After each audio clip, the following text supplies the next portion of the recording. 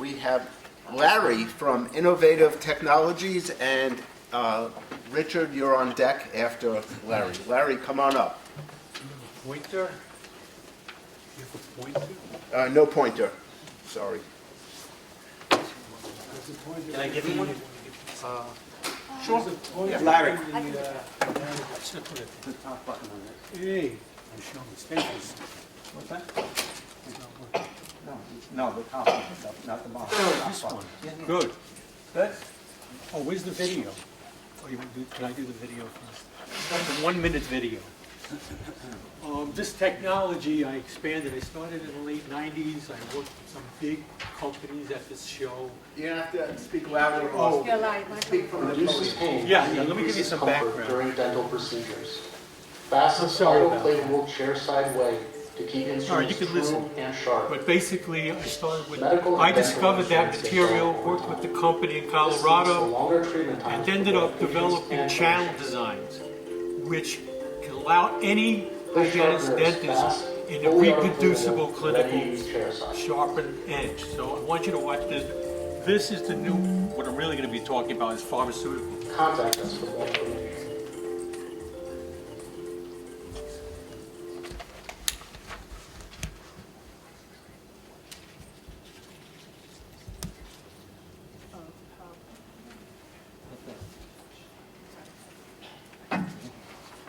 Want the video again? Yeah, I want to play the video. Or that was it? That's what I had. No. Okay, well, that makes it That was easier. just the video? Uh, I had your presentation.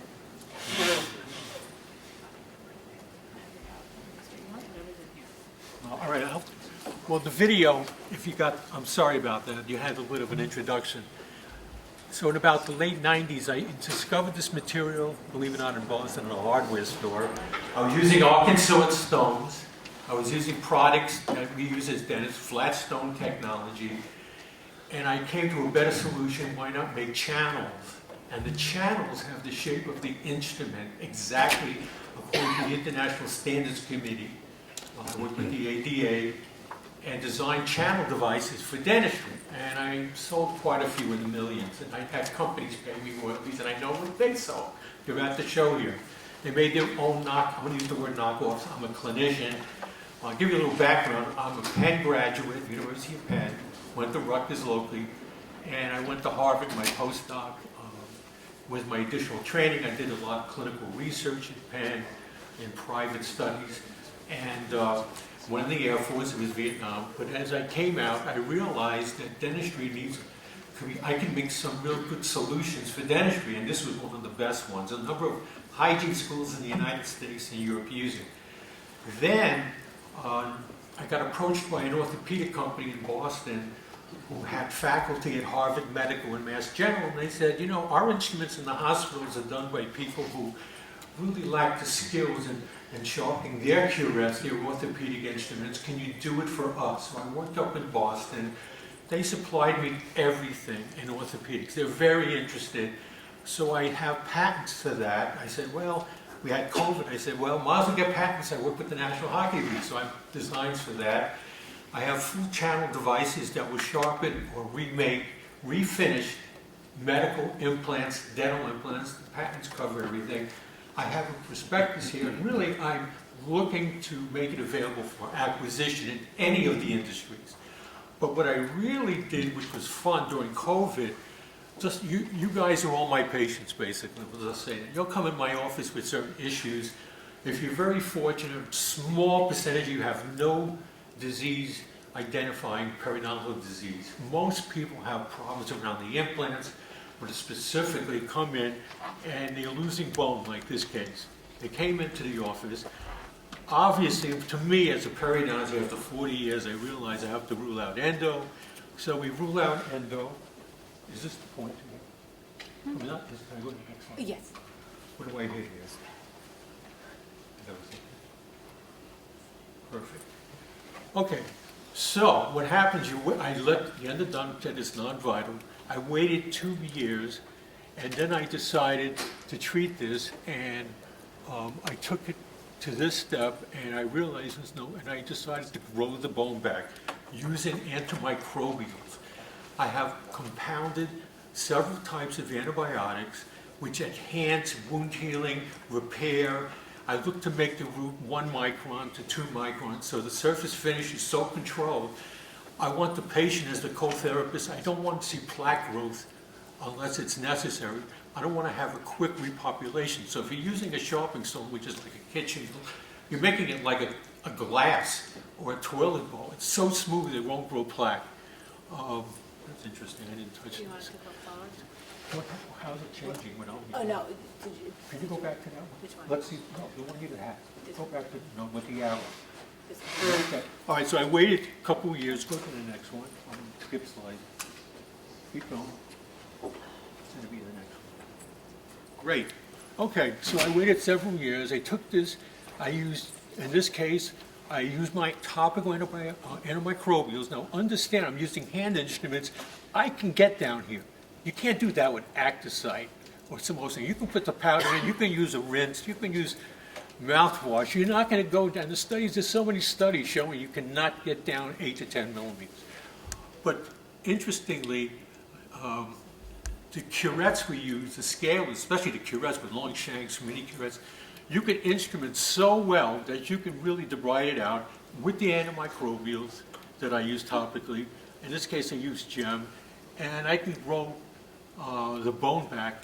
Just change the slide. Are you pressing it? Are you pressing? How? Show me what I'm doing. Okay, so I can grow the bone back to a neck of a tooth. I do this routinely in my office. You have failing implants? Send them to me, because I have patients coming in from other areas, Florida, and I can grow the bone. On an implant, by just using, and peri-implantitis is very easy to treat, really is.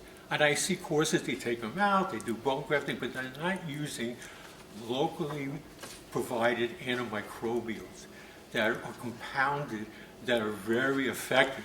It's also been studied in Europe and Italy, where we've used forms of tetracycline. It actually chemically debrides the root, and it helps with tissue migration, whether it's cellular, epithelial, or connective tissue. I also found it helps with bone growth. What? Just 1 minute. Okay, let's go. Yeah. Good. One. Go, keep going down. Later slides.